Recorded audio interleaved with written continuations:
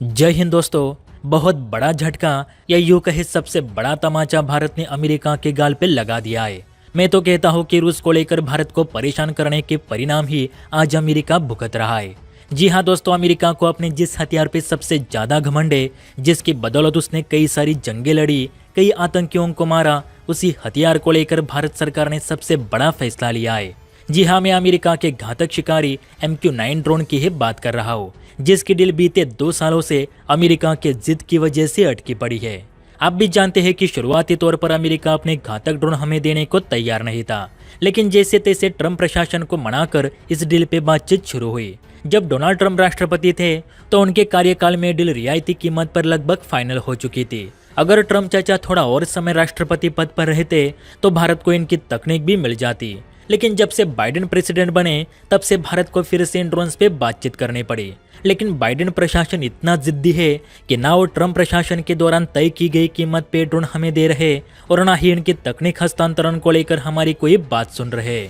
इसलिए तो बीते दिनों भारत ने इन ड्रोन्स की डील होल्ड पे रखी थी, लेकिन अब फिर से डील चर्चा में आई, क्योंकि अब भारत सरकार ने बड़ा फैसला लेते हुए इन ड्रोन्स की संख्या ही कम करने का निर्णय लिया।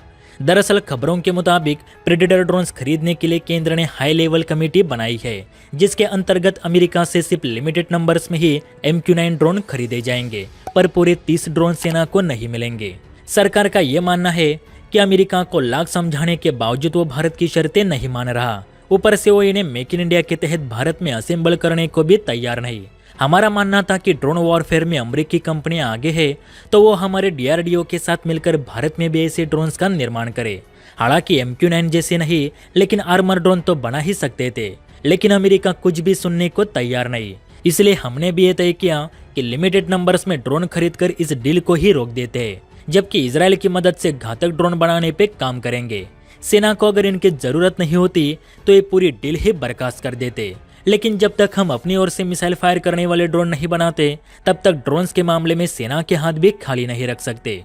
इसलिए 30 तो नहीं, लेकिन कुछ नंबर्स में अमेरिकी ड्रोन खरीदकर इस डील को यही बंद की जाएगी और आगे से मेक इन इंडिया के तहत ही सब कुछ बनेगा।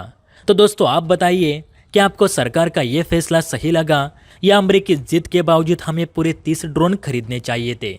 नीचे कमेंट करके जरूर बताइए। जय हिंद। अच्छा सुनो, चैनल को सब्सक्राइब करो, उसके बाद घंटी बजा देना ताकि अगली वीडियो आपसे मिस ना हो पाए। Thank you.